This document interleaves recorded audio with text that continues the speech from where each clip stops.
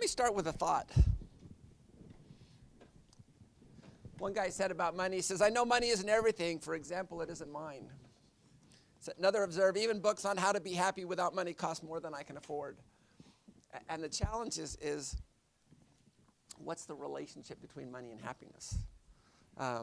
Another author said this. He says, money is an article that may be used as a universal passport to everywhere except heaven, and a universal provider of everything except happiness. And so the question is there a price of happiness? President Kimball asked that question, what is the price of happiness? And then he answered, he said, the treasure house of happiness is unlocked to those who live the gospel of Jesus Christ in its purity and its simplicity. Like a mariner without stars, like a traveler without a compass, is the person who moves along through life without a plan. The assurance of supreme happiness, the certainty of a successful life here and of exaltation and eternal life hereafter, comes to those who plan to live their lives in complete harmony with the gospel of Jesus Christ, and then consistently follow the course they have set. And then James E. Faust said, in summation, our search for happiness largely depends on the degree of righteousness we obtain, the degree of selflessness we acquire, the amount of quality of service we render, and the inner peace that we enjoy. Interesting. Okay. So today we are talking about understanding and managing credit. So if I can get you guys just to bring up the PowerPoints for today, the ones who have those, we can work in little groups. Like I said, we're working a little bit behind what we normally do. So what's required? Well, first of all, we have our sections due. Cash management and our tax planning. Do we want to just hand those to the side and we can hand those on down? Yes? No, I want them outside of the binders. So here's what we'll be doing. First thing we'll be doing is we'll be grading these. And all we're going to do is put a check. If you get full credit, we'll put a check. If you don't get full credit, we'll say what you're missing. But it's past the date to hand it in, and so we'll be grading those. We'll bring basically a box that has tabs alphabetized, and you'll be able to pick your things up in about a week. So generally, it takes us about a week to turn this stuff around. So go over there. So hand it to the aisles, and the aisles hand it on down, and we'll just put it up here. Okay. So our section on credit cards, you're going to have to answer the question, what type of credit card user are you? And really, there's three types. There's a convenience user.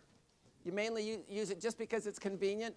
There is a credit user, which is you keep a balance, or you're a combination. So what type of a user are you? Isn't it interesting that drug dealers and credit cards both are called users? Number two, what's the name of each card? I don't want a number, but is it a Chase? Is it Bills, Visa, or Bills? How do you do that? The name of each card, I don't need numbers, I don't need pins, I don't need anything there. Just, it's a Visa card. It's an American Express card. And then what is the interest rate? So you guys are going to have to go figure out what that is. There's actually a template on the credit card section. What is the interest rate, fee structure, calculation method, cash advance costs, other costs, what is your credit limit, etc. So what we want to do is we want to know all those pieces of that credit card, that piece of plastic that we have in our wallet. And then your action plan. Which card should you have and why? And what will you do to improve your credit card use? So does that make sense? So that's what's going to be. It's going to be due in about a week and a half. Okay, and then on Section 8, which is your credit reports and your credit score, we'd like you to get a copy of one credit report, and we'll show you how to do that today, and one credit score. I want to know, on your form, I want you to tell me the source of there's no computer there. Minor detail. Okay. So, note on your form, I want you to note on the source of the credit report. Is it Experian? Is it TransUnion? Is it Equifax? I want you to note on that sheet of paper, so you don't have to hand in your credit report and you don't have to hand in, but I want you to note your credit score provider. Is it FICO? Is it a Vantage score? Is it and I recommend you do a FICO score. And then I also want you to tell me what your score is. What your score is, and then what percent. Are you great credit? Are you good credit? Are you average? Things like that. And then you also need to note, have you checked that credit report for mistakes? So I want to know that the credit report is good. If there's any mistakes you started to work on. And then your action plan is, what are you going to do to improve that credit score? Ideally in this class, we'd like to have everyone have your credit scores of 750 and above. And so the question is, what are you going to do? What are you going to do to improve that? So let me start with an email. Luckily, this is not from one of my nieces and nephews. It says, Brother Sudweeks, I'm in your personal finance class. You mentioned in class that you would love to help with any questions we may have about finances. Because we haven't covered the section on credit reports and credit scores yet, I have a few questions too about them. It says, my wife and I are getting signed up for a credit card that gives cash rewards for purchases made. Our current Visa card doesn't provide any rewards for its use. Before Christmas, my wife signed up for a Sears credit card to get the in-store savings. And earlier in the year, she had signed up for a Mervyn's card again for the in-store savings. Do you guys, anyone have that problem? Most of you don't have young kids, but my kids have to buy Christmas presents for themselves. And the thing that I don't like is Christmas time, because they'll say, Dad, get this credit card. If you do, I'll get 30% off here, and that'll save me $12 or something like this.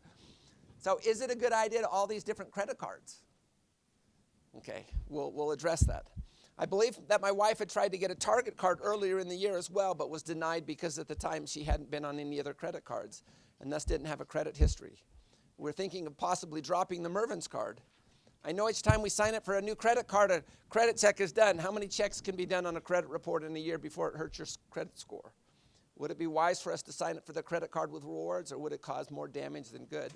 If we did sign up, would it hurt or help our credit score? Interesting questions. So is it a good idea to sign up for a whole bunch of cards in 1 year? And the answer is probably not. So we'll give you guys a minute to things. So what we want to do now is we almost should have power there, but I'd like to have someone who's a volunteer to take us through getting a credit report and a credit score. What you're going to need is probably a credit card to do your FICO score. Do we have to do a FICO score for your credit report? No. What's the reason you might want to pull a FICO score instead of some of the other ones? Yeah, it's the most commonly used.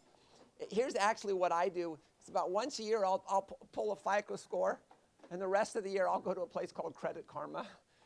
You can actually get a free credit report just by clicking a button. And it's no credit card and things like that. So there's a number of different things. Is there anyone who would like to pull the, well, we don't have our computer hooked up yet. So,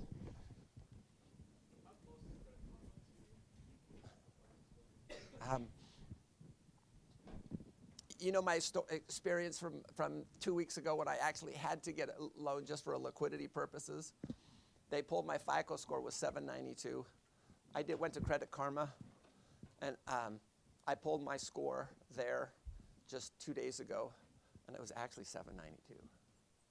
So I think it's pretty close. But I think it's important that you understand that the FICO is the main one used one. So while they're setting up, let's talk about this. Credit scoring, good idea or a bad idea?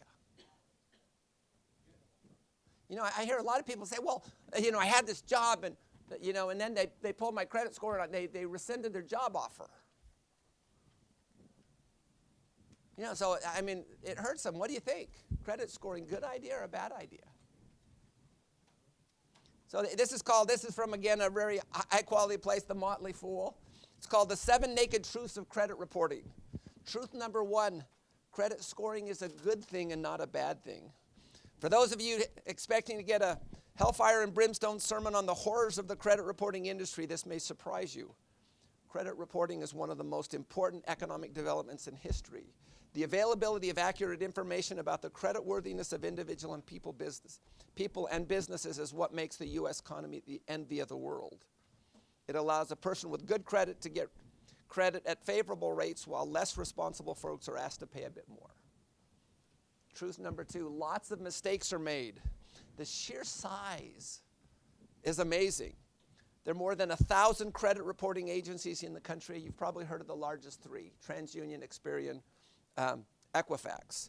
2 million reports are ordered each day, and 2 billion pieces of information are added to the credit files each month. The average person's credit report is updated 5 times a day. So regardless of computers, you know what, there's a lot of mistakes made. Truth number 3, no one's looking out for you except you. What most people realize is there's not a structure in place to prevent errors from taking place. Credit reporting agencies try, but they do the best they can. The point here is to say there's nothing to prevent errors. The only person who can look out for your interest is who? Is you. Truth number 4, the laws protect you, not them. You know, there's not a single law requiring credit reporting agencies to do business. They say they can do business, but it's not requiring that they must do business. There's a lot of laws that protect you, the consumer. The Fair Credit Reporting Act, the Equal Credit Opportunity Act. Thank you. So there's a lot of laws that protect you.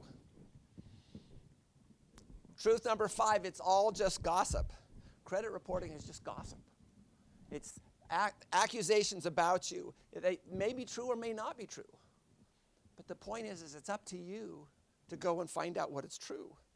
People they're gossiping behind your back, but you can go there and look at the information. Truth number 6, time is on your side. You know what? No matter how ugly your problems in the past, after a certain years, they'll go away. For most of the remarks, good and bad, they stop reporting them after 7 years. Exception is a bankruptcy, which is on for 10 years. So over time, things will go away. And truth number 7, it's an opt-out world. You do know everyone in the world has your information.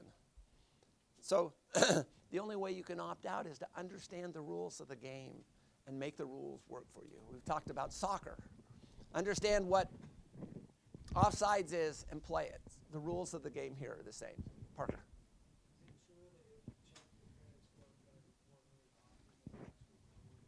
That's not true. Today we'll talk about this. So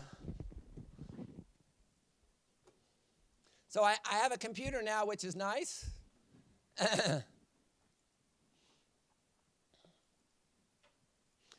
Is there anyone who would like to volunteer to get their credit reports? Eric, come on down. Eric, now realize this is going to be videotaped and the world is going to see you on your credit score. Okay.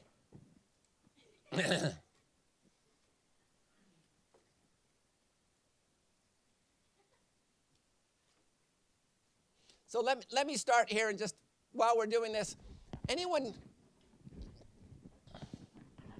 get a whole bunch of credit card applications? Anyone get a lot of junk mail on the mail? It's okay, you'd like to get rid of that. And you know, here's the risk for students. The risk is the credit reporting agencies keep the information, but it's not really updated. And so it's not updated very quickly. And so you live in an apartment for 6 months, and then you move to another one.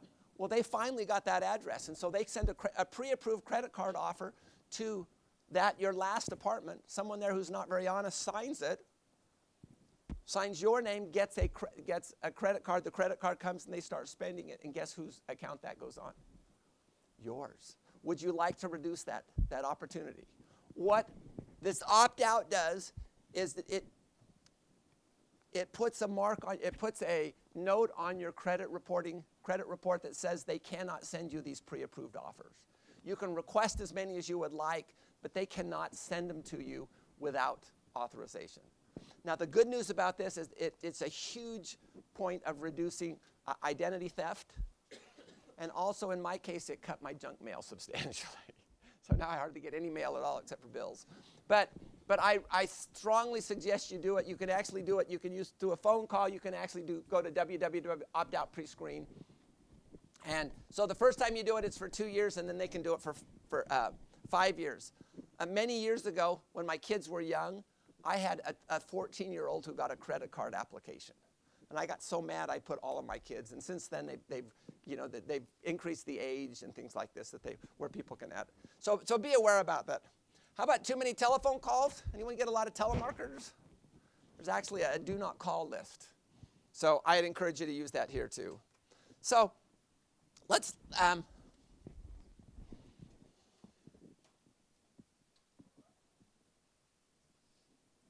okay. Eric, you might just sit here for a second. I'm sorry. Let's talk about credit reports, credit bureaus, and credit scoring. Credit bureaus actually are the places that record all the information. Subscribers access for a fee. That's how they make the money. Credit reports is just the information from the credit bureaus.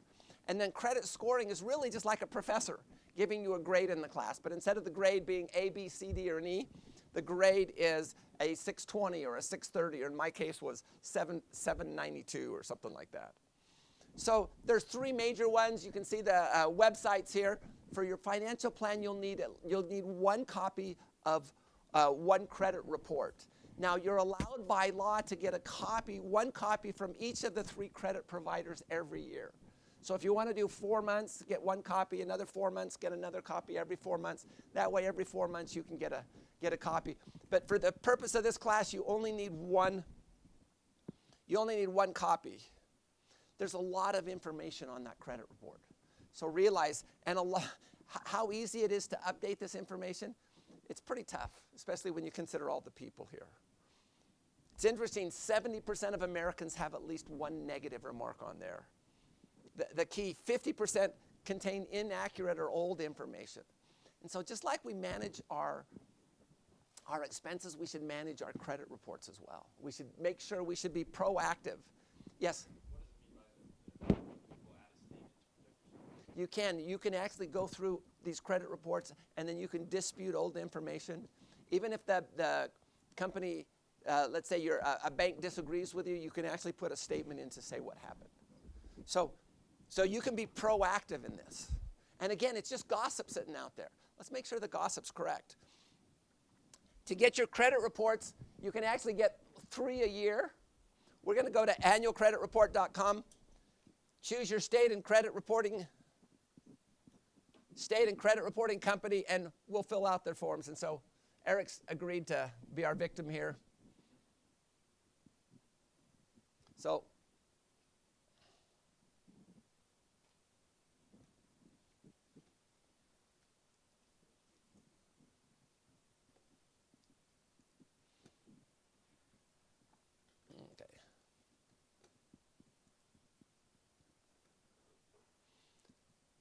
sorry.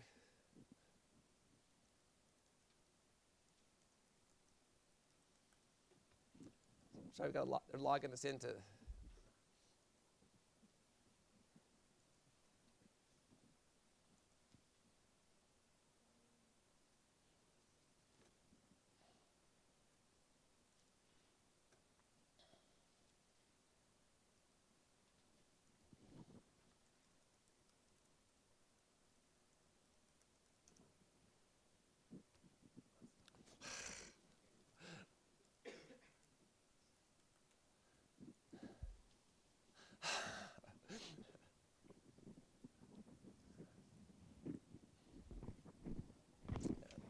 Take that.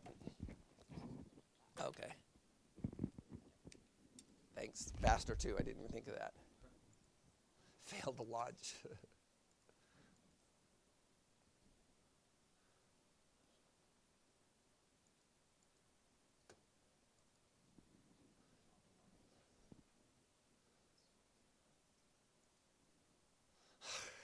What? Yeah, you think so? And we're okay. Okay, now we're good.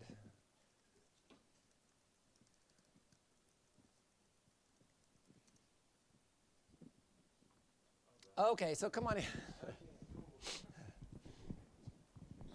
So, yep, what's your state? Run report. Okay, you know, hide this, but considering everybody's online here. So.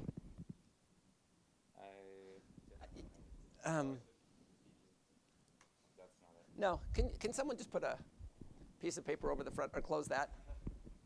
Okay. Still can't see. Steve. Yes, it is.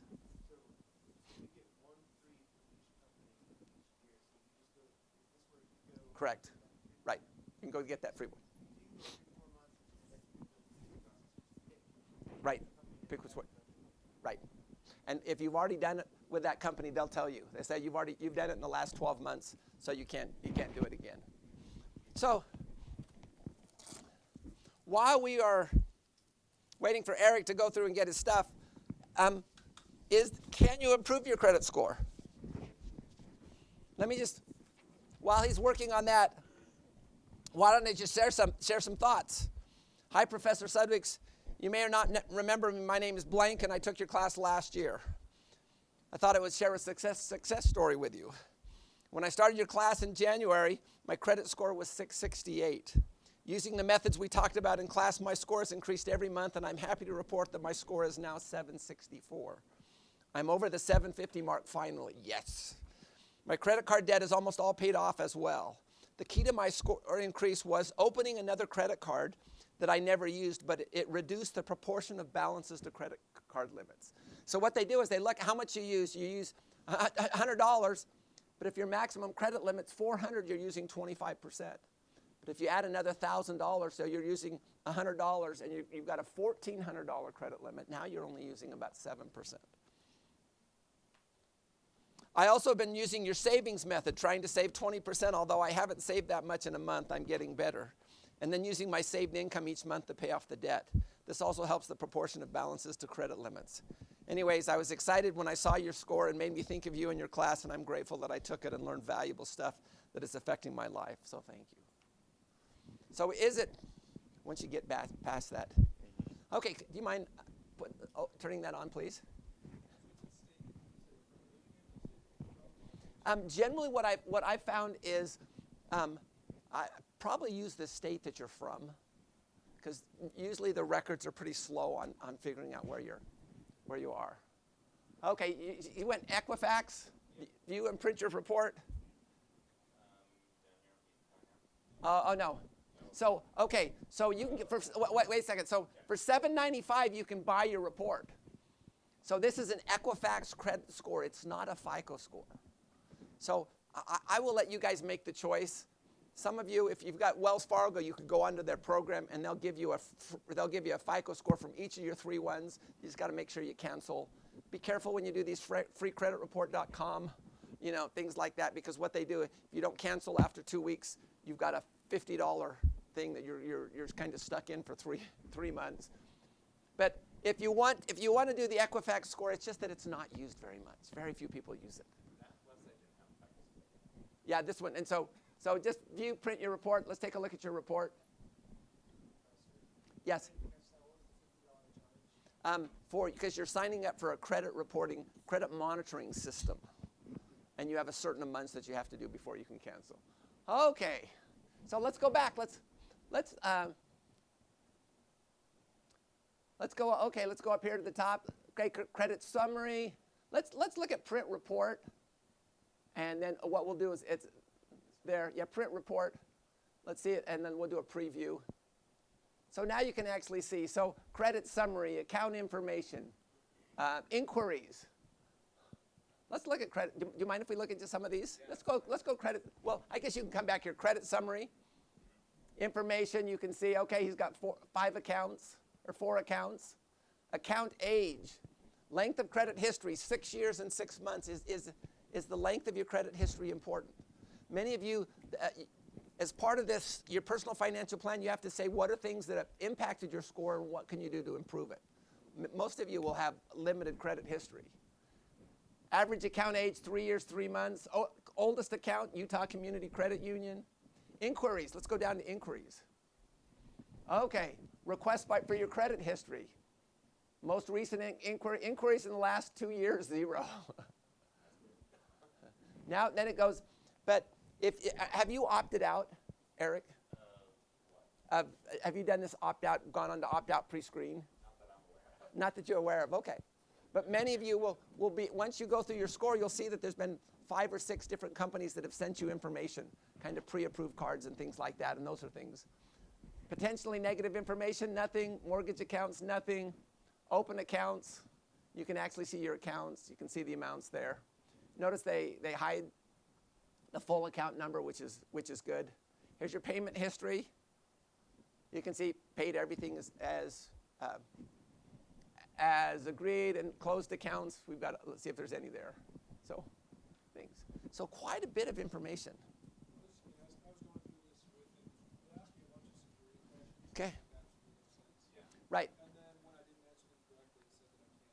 Right, and so realize the first time I did this is the first 2 times I answered the question wrong, and they wouldn't do it, so I had to go to the 3rd time.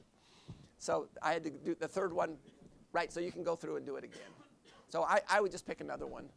So, right, so now go to TransUnion and try that one.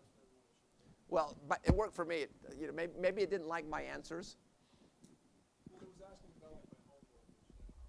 Then put none of the above. So, and they ask you like 3 or 4 questions. We saw those ones that Eric had there. But any questions on pulling your credit report? Yes? No, it doesn't. So let's talk about, now how do you get a FICO score? How do you get your credit score? So can you go to Google? You might want to, do you have a jump drive? No. Do you want to mail that to yourself? Yeah, sure. You just know the URL or the PDF? Here's what you do. Go to the PDF, save it to this, Okay. and then after class you can just kind of grab that. Okay. So the question is, how do we, how do we get a credit score? Now he could here and just click on that button that says for $795 you get an Equifax credit score. The downside is that's not the score that most people use. 70% of credit scoring is all done by FICO. So ideally what we'd like to do is we would like to use the score that most people will use. And so let's go through after he does this. One of the ways that I find I can reduce the cost of a FICO credit score is about $20, $19.95. But if I go onto Google and I check in my FICO promotional code, that often I can find a promotional code that'll save me 20%. And so, okay. So I'm curious as to how this works. So I pulled all 3 of mine just the other day, and one of them is significantly lower than the rest, like 150 points lower than the rest, but it doesn't have any derogatories that the others don't have. Is it normal to see that type of fluctuation? There is 150 points difference. Yeah. So did you use Wells Fargo to do that? I used freescore.com. Okay, and did you cancel afterwards? Yeah. Okay. Eric, let's have you come down and do a.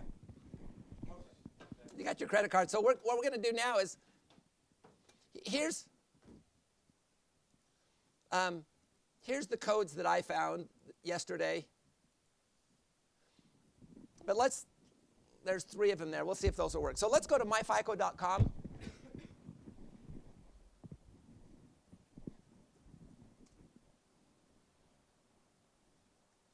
Yeah, see, here you have to sign up. Actually, there's people who've done it, who've signed up for this, and they say it's pretty easy to cancel. So do you want to do it? Do you want to do it free? You want to do a FICO Standard? I'm not very good at, closing things down at the end. So Elliot. So why would you put the You could, because what you're doing is you're signing up for a credit monitoring service.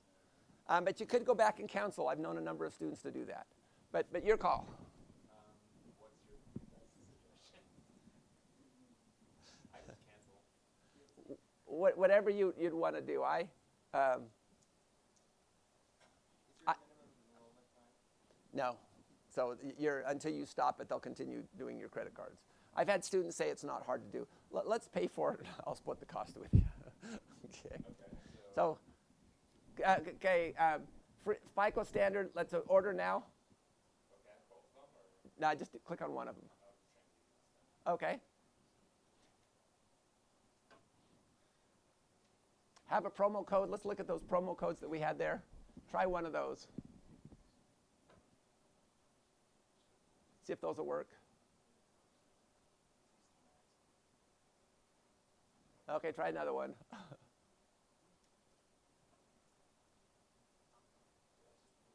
Yeah.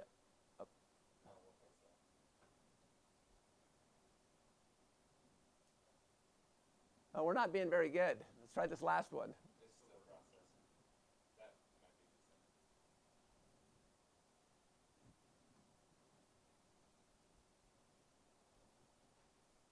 Okay, we'll try that last one.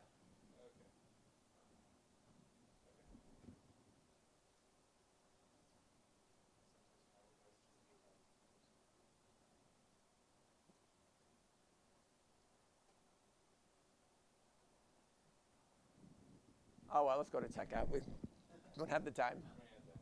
But find those. Those are the ones I went online. They said they work, but yeah, probably did like 2 days ago. You're right.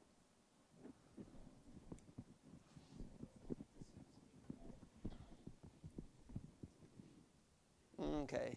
I did check out. I think it's just taking forever. Okay. Hold on a second. Okay. I'm just seeing if Chrome goes faster.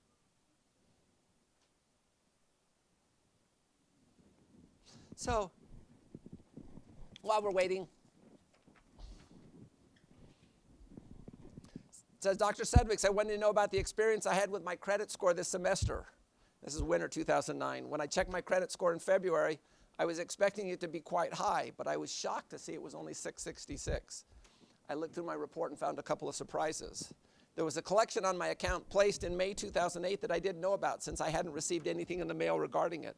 I looked through some of my old paperwork to figure out what it could possibly be, and eventually, after some work and some calls, found out it was from a hospital visit in December 2007. I'd received one bill for that visit, but nothing else ever came. Apparently, there was another bill mailed separately that I never received due to an incorrect address on file. That incorrect address got passed to the collection, so I never heard anything about it. In any case, I called up and paid off the bill to the collections agency. I requested that they request the collection be removed from my report, and they agreed to do it due to the problem with the mail. I thought it would take months to do it for it to be done, but decided to go and look at some of my other credit reports on April 14th, 2009, about 2 months after checking my score. I was surprised to see that the collection was completely gone from my credit reports. I went ahead and ordered another credit score, again FICO, and was glad to see that it improved to 781. Though I think the removal of the collection had the biggest impact on the score, we also made some adjustments to decrease my debt to credit ratio from about 20% to about 10. This probably had somewhat of a positive effect on my score as well. It's okay to share the story with your classes. Thanks again for a great class. Okay? Can you hide that for a second? Hide that? Oh, it's already hid. Okay. Okay. So my point here in telling these stories is that there are things we can do. And so as soon as Eric gets his, as soon as we get up and kind of show you about these credit scores, we'll be able to work with you. Yes? Uh-huh. I believe they are. You actually check on the report. So I could be wrong too. Okay, you can turn that on. I don't think I've done my credit card yet, but Save. Oh, you haven't done your credit card? no, ask this. We don't want this. We don't want this. You don't want to spend any more money. Okay. Now he's got to put in his credit card. 5, 6, 9, 4. So let's talk about what are the things that go into your credit score. So what is the credit score? Again, we know it's a grade. It's like an A, B, or C in college life. But what is it? Why is credit scoring important? What's the impact that can have on you? Credit cards, auto loan. getting an apartment agreement. Did you know that your credit score has an impact on insurance? Insurance companies have found that people with high credit scores are much less likely to make claims. So let's talk a little bit about mortgage rates. FICO, if you go onto the FICO website, they said if your score was 760 and above, people paid 3.27%. If it was 780 to 700, you paid 3.67%. If your score was 640 to 660, you paid 4.31%. The difference between the highest score, the 760 above, and the 620 above was, on a $300,000 loan, was $99,275 over the life of the loan. So is it important that we get decent scores? In addition, it has an impact on your insurance costs. You have a high credit score, your insurance costs come down. So my point here is we need to get our scores high. And if we can do that, we can get lower rates. 75% of mortgage loans are given by way of a credit score. And most of those are, the most common being FICO. So the higher your credit score, the lower your interest rate. So it's critical that we understand that. So what's a FICO score? FICO stands for Fair Isaacs and Company. They're a company out of San Mateo, California. But what they do is theirs is the most predominantly used score in the industry. How's it coming? Okay, so let's show that. So here's his score. So let's kind of look. 710, good or bad? So he's right here. What'd we say? I can't even read that. Good. So he's got a good score. So they range between 300 and 850. So things that are positive. Payment history, very good. Amount of debt, very good. Length of credit history, not good. Amount of new credit, very good. So what's Eric's biggest challenge? Hasn't had much credit history. How can we work this with our kids? Yes? My wife told her sister just put her on the credit card. Okay. Even though she didn't actually have one. Okay. So when she was like 15 years old, she was on the credit. So she has a lot of credit potential with that. Okay. That's another thing. How about if my kids, when they turn 16, we get them a checking account and a debit card. Does a debit card help your credit history? No, it doesn't. Here's a question. A secured credit card. Anyone know what a secured credit card is? It's where you put money on a credit card and then you can spend it until that money's gone. Do the credit reporting agencies, can they tell the difference between a secured card and an unsecured card? And the answer is no. So what might you do for your kids? Maybe when you turn 16, you get them a gas credit card that's got a $50 limit or something like this. Sam? Mm-hmm. Mm-hmm.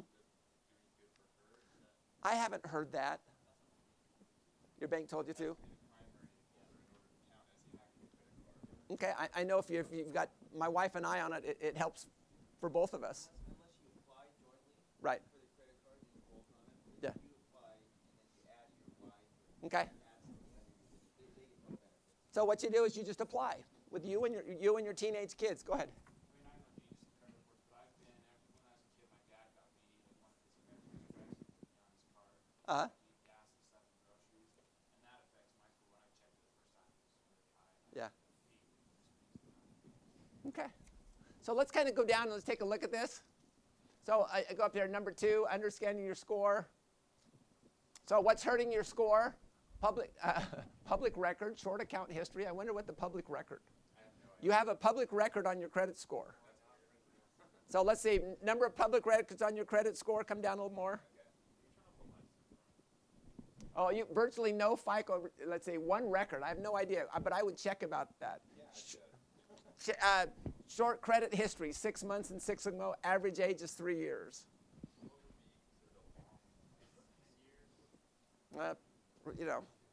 Probably 6 to 10, probably something like that. Remaining balance on your non-mortgage installment loans is too high. I know. So non-mortgage installment loans. So maybe we have a little bit more on our credit cards than we probably than they're looking for. What are the credit card companies looking as how much you use of your available balance? Is this including car loans? Yeah. Okay. So generally they're looking for about less than 15%. I've heard it like 13%. Okay, what's positive?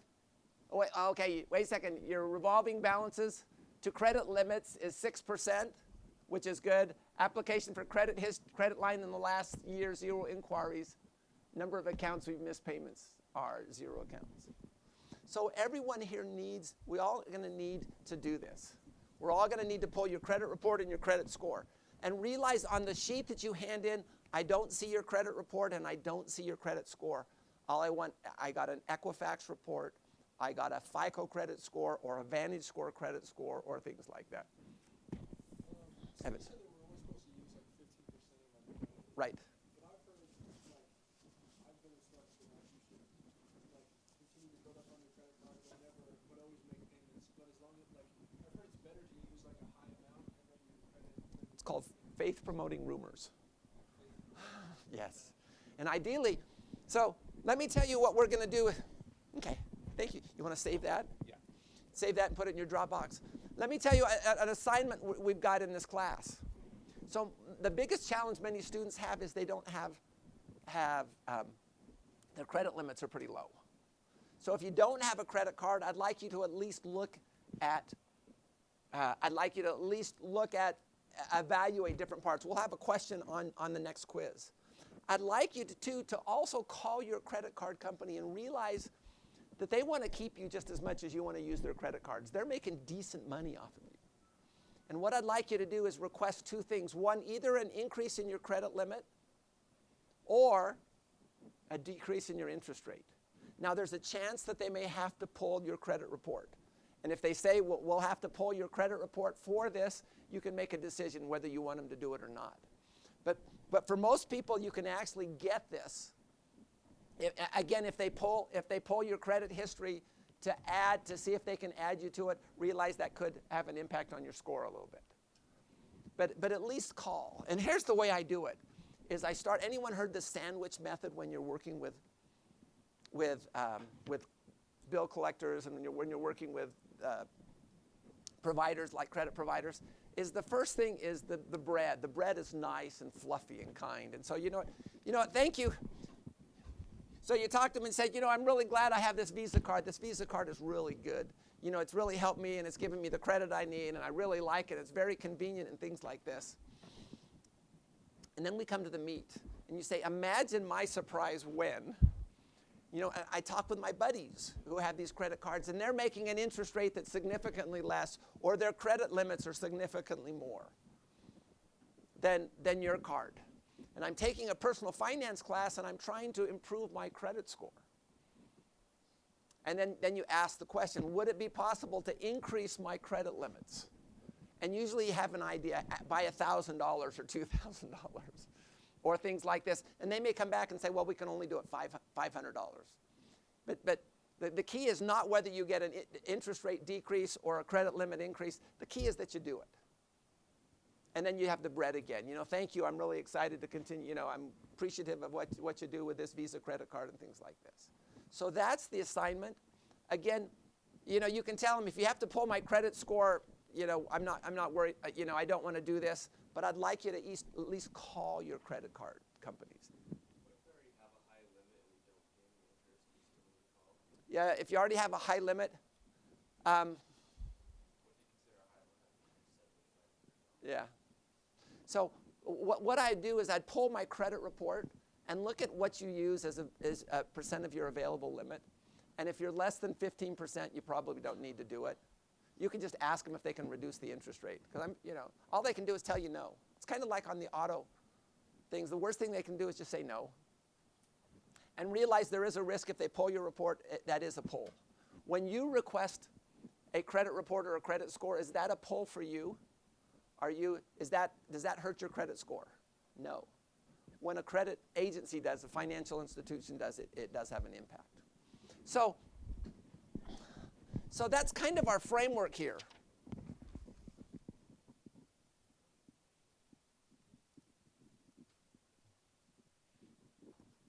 So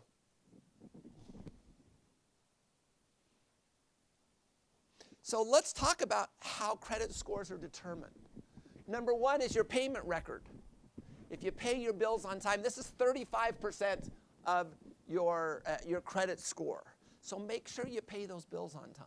If you go into a credit report and you find you're late, you know, I mean, does a company have to report when you're late?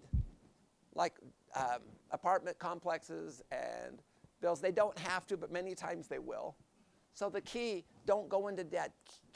Pay those on time. The second one is total amount owed as a percent of your limit. Again, this is 30%. This is the second largest. Again, if you normally use $400 a month and your limit is your credit limit's $1,000, you're using 40% of that limit. If you could actually go in and you could increase your limit from $1,000 to $2,000, now instead of 40%, you're down to 20%, and that will increase that score. Number three is your credit history. Keep your oldest accounts. You know, some people think, well, I can reduce my score by deleting accounts. But you just want to make sure you don't delete the oldest accounts. So go in and find out what your oldest accounts are and keep them. Application history.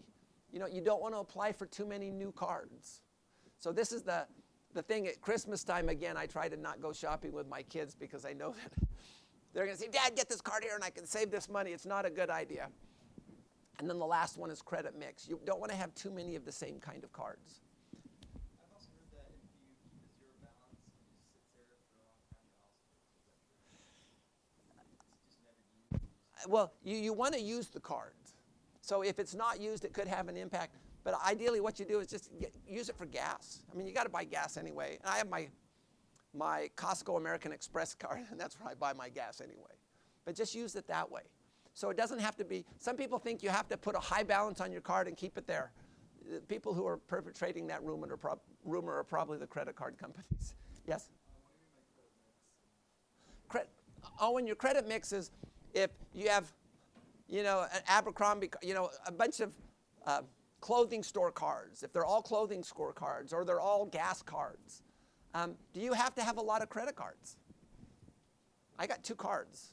I got a Visa that I get American miles on, United miles on, and then I got a Costco card. But I like 2 just in case I'm someplace and one of the cards goes down.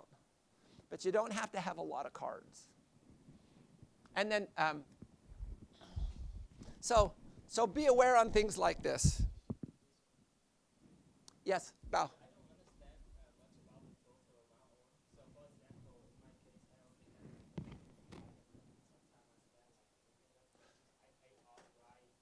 Right, but the fact that you pay it off goes into your payment history.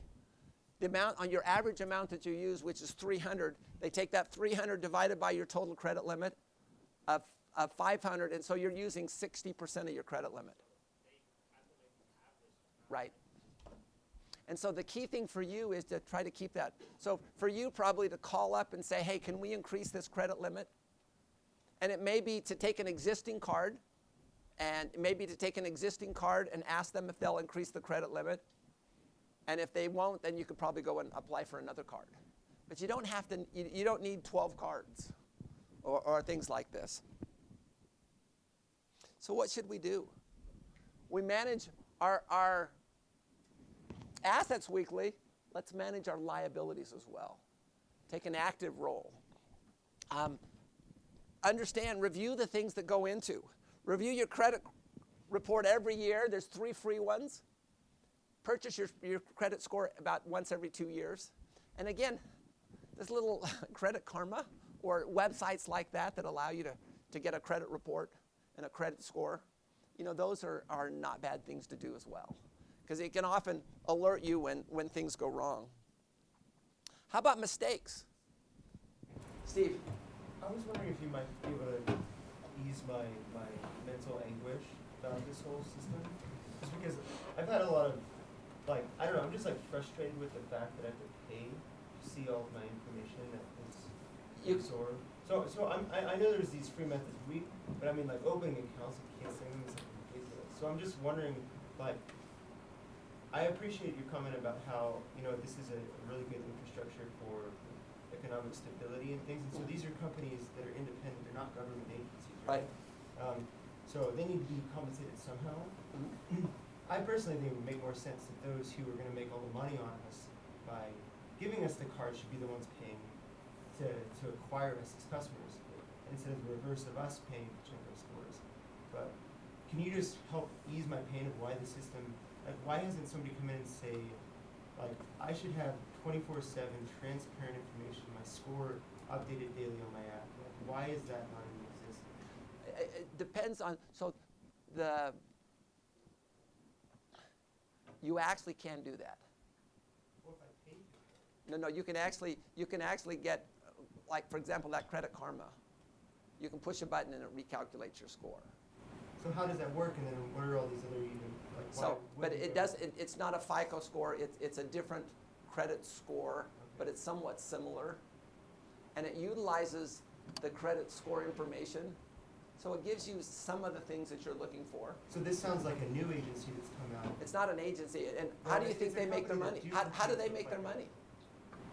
Well, they probably do with advertising. Yeah, probably they make their money through advertising and other things like that. And then FICO or whoever. So they probably get the credit data for free, and then they've probably just come up with their own credit scoring mechanism. It's not the one used by most places, but it's similar. It just seems like a really backwards. But it seems to work. It just doesn't make any sense. But no one complains when you can get, like, the couple who came and talked to me on Monday night when they came by and they had a 30-year loan for 3.3%. They weren't complaining. Now the people who haven't paid that off and are having problems and are paying 5 and 6% might. But it allows credit to go to the people who've shown the propensity to pay it off best. So the allocation of credit. So I didn't answer your question, but what happens when there's mistakes? You can contact the creditor. Many of the mistakes can be fixed over time. Number 2, you can contact the credit reporting agency. And then they'll do an investigative form. And final 3, you can fill out a dispute form. You can actually put that on up to 100 words on your credit report.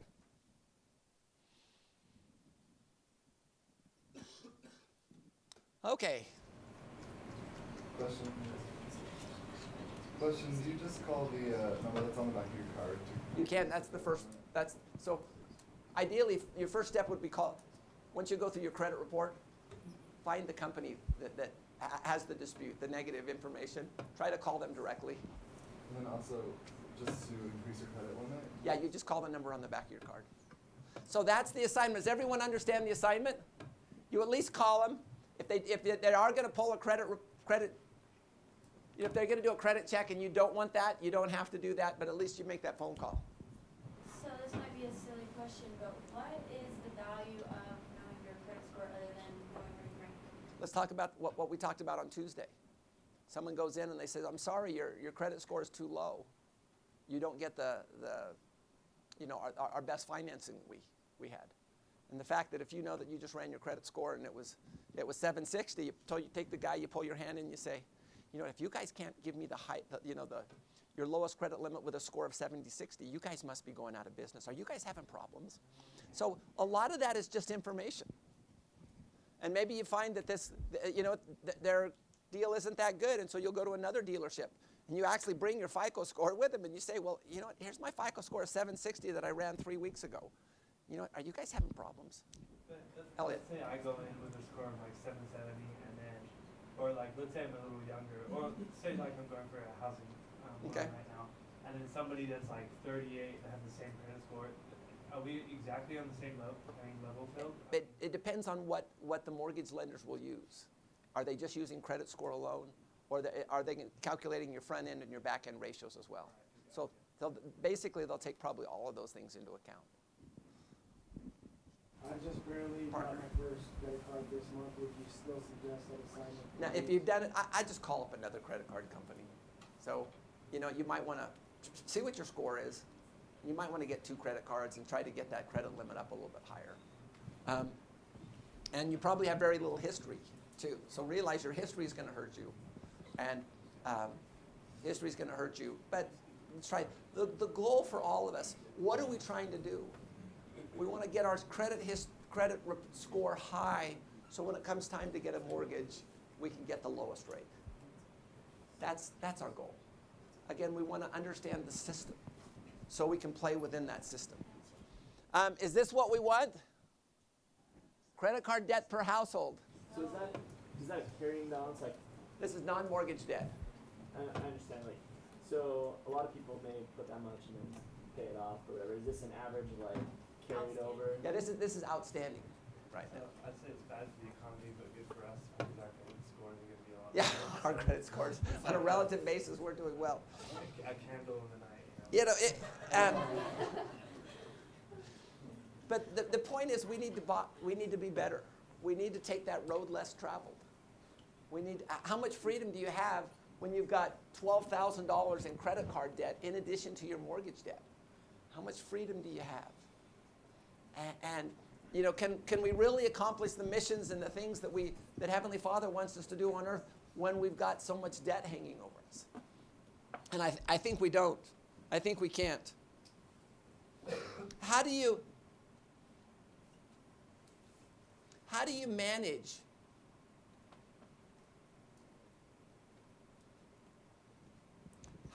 your credit cards and your open credit? Is that important for us to do?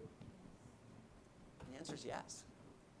So, what are some steps? What are some of the things we can do?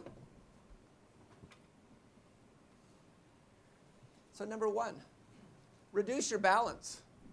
You know, make sure we're on a budget. Stick to that budget. You know, again, as Dave Ramsey says, we want to be gazelle intense. You know, the gazelles have the lions chasing after them. That's how serious we want to be about these things. And again, we've talked about it's not the big things, it's the little things in personal finance that can get you. So stick to it. Number two, protect against fraud. I like this opt-out. I think that's a good thing, especially for students. I've done it for my kids and myself and my wife. And you want to opt out. It doesn't mean that we can't go and request credit card applications. It does mean, though, that they can't send it without our things. So be aware where your cards are at all times. I've learned something from a student, and the student said, every time I take out my credit card, he says, I keep my wallet in my hand until the credit card comes back. I don't know if any of you guys have that problem, but I do. I probably, about twice a year, I leave my credit card someplace. And ever since I started doing that, I take out my credit card, I keep the wallet in my hand until the credit card comes back, and that seems to help. You can actually see, here's my Visa card, and I don't even have my other credit card because my daughter borrowed it to fill up with gas at Costco. 3, watch the trouble signs. Any of these trouble signs means there may be some concerns, and you need to be aware of it. And the last one is control your spending. So, you know, just control your spending. My wife and I were skiing at Sundance, and we were on the back mountain. And we were going up the lift, and all of a sudden I got this phone call, and it was one of my daughters, and she was distraught. She went into she was in the Harold B. Lee Library. She went into the bathroom. She put her backpack up on the shelf, and then went into the bathroom, and when it came out, someone had stolen it.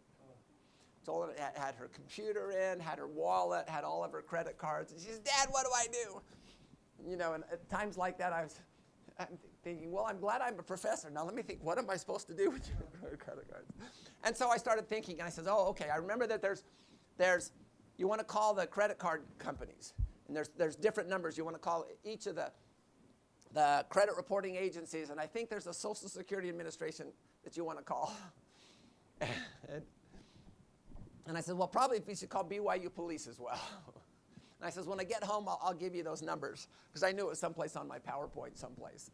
But, you know, and then like my wife and I doing, you know, we figured that'll work out, so we continued skiing. And, you know, us getting home a little bit earlier is not going to have an impact. And we were continuing skiing, and about an hour and a half later, again, we were coming back mountain, and we were up there, got a phone call. And they said, oh, this is BYU Police. We found this backpack, and we found the phone here. And we just pushed the phone number that said Dad. And I said, oh, okay, my daughter lost it in the library. And he says, well, you can tell her to come to BYU Police and picked it up. And what they had done is they had taken the credit cards. They had taken the cash. Luckily, their computer was fine, and all the license and everything else they left. But all they wanted was, they were just looking for cash and things like that. But then what I did is we went back, and then we talked about the things. So what do you do when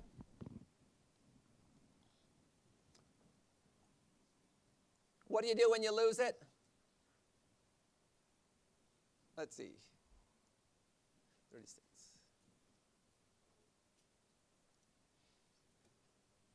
Again, call immediately or sooner. You know, you should keep a copy of your credit cards front and back and keep them someplace safe so you can actually make the call. Report any loss or theft. Put it in a safe place. Number two, why do we want to file a police report? Any idea? Yes? It's a record as to when you knew that it was gone, so if there's ever anything that comes up, including your credit cards, they know that you had filed before that. You filed the report before that. So it also is an indication of how serious you are. Number three national reporting agencies and the Social Security Administration. You want to place a fraud alert on that. And so in our case, it took her 3 or 4 days to get a new credit card. And luckily, like I said, the most important thing was the computer and the other things there, so she was able to do that.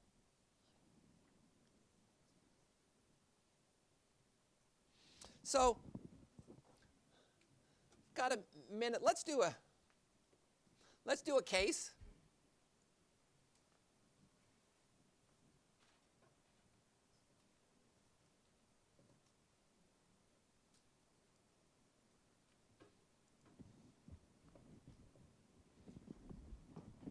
Case, BYU student reading about credit cards and credit scores. He had a rumor that to improve it, he needed to reduce the number of cards in his name. So he canceled 3 of his 5 credit cards he had not used in a long time. Instead of helping, the next time his score dropped by 40 points. I had a student who came up to me afterwards and he said, I had the exact same thing happen to me, but my score dropped by 60 points. He says 3 possible reasons why his score may have dropped. What should he have done to make sure the canceled credit cards help, not hurt his score? And what can he do to improve his score? Let's spend 3 minutes in our groups.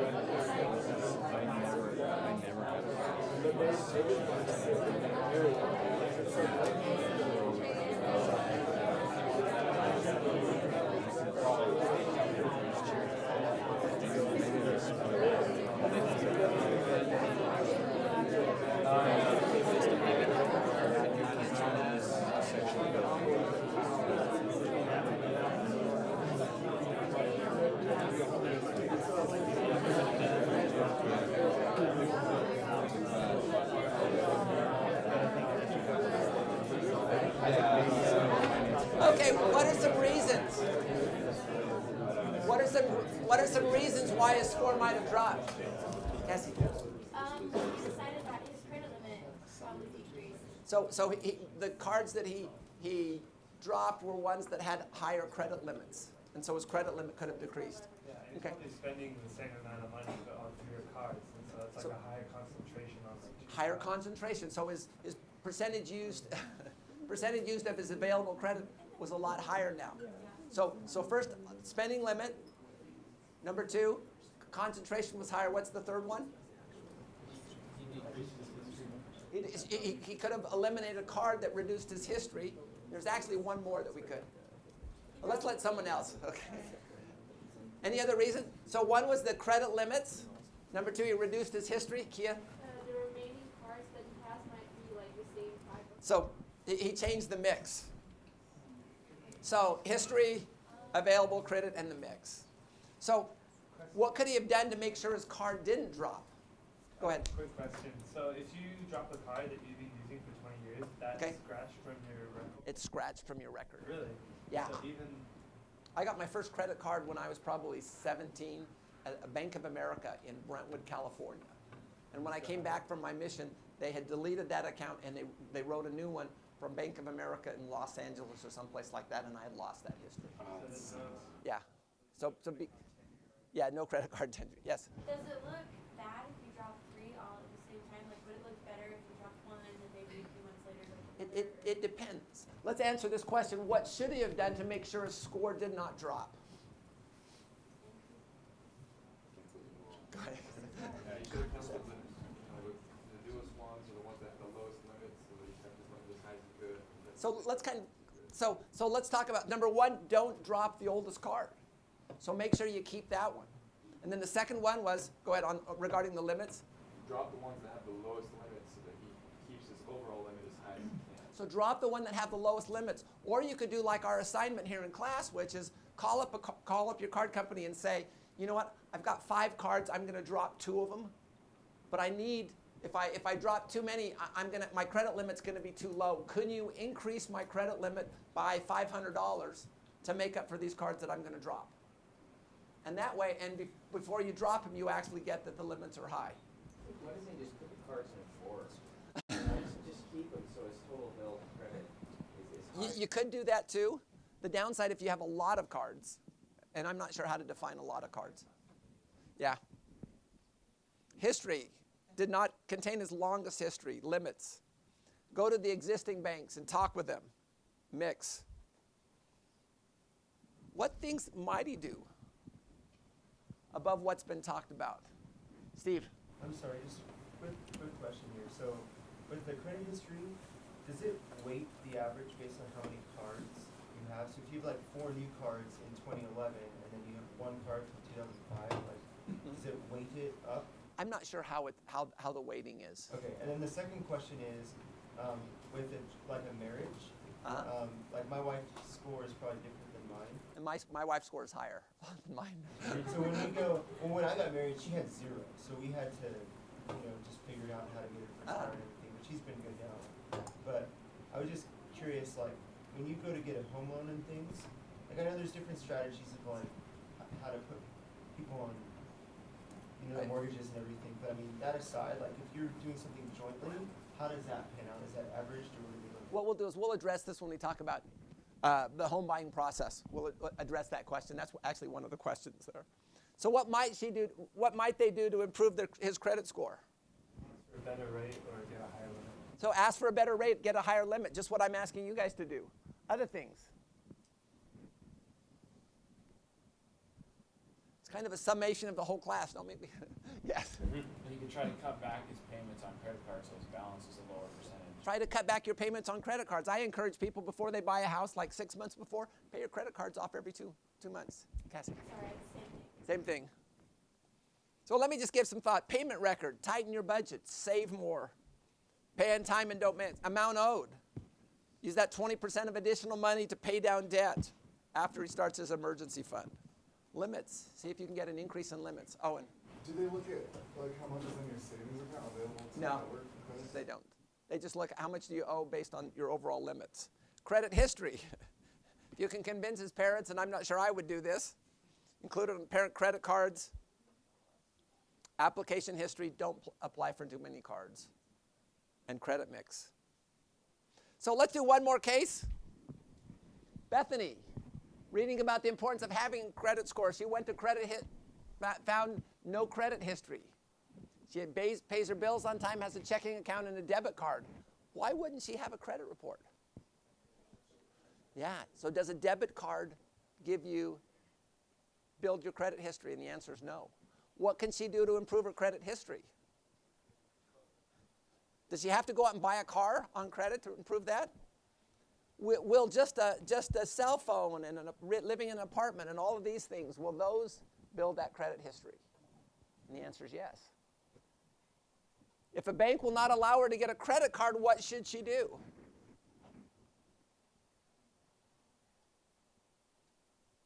What do you think? So a secure credit card. So she could go to the bank and say, okay, you're not allowing me to get a secure credit or a credit card. Could I get a secure credit card? And generally what happens, they'll put money in and they'll charge you a fee on that, so make sure the fee's not too large. But you'll get a secure credit card you can use until the money's down, then you put more money in it. And generally after about 12 months of a secure credit card, they'll allow you to get another credit card. Okay. So back to our original question. The thought was, how is money related to happiness? And I think that the point here is there's a place there too, but it's important we keep our priorities in order. Because happiness is not related to how much money we have. It's not related to the size of the bank account. It's not related to the cars that we drive. Again, our search for happiness depends largely on the degree of righteousness we obtain. And living within our means is part of that. The degree of selflessness we acquire, the amount and quality of service we render, and the inner peace that we enjoy. As we keep our financial houses in order, that inner peace will increase. Thanks, everyone.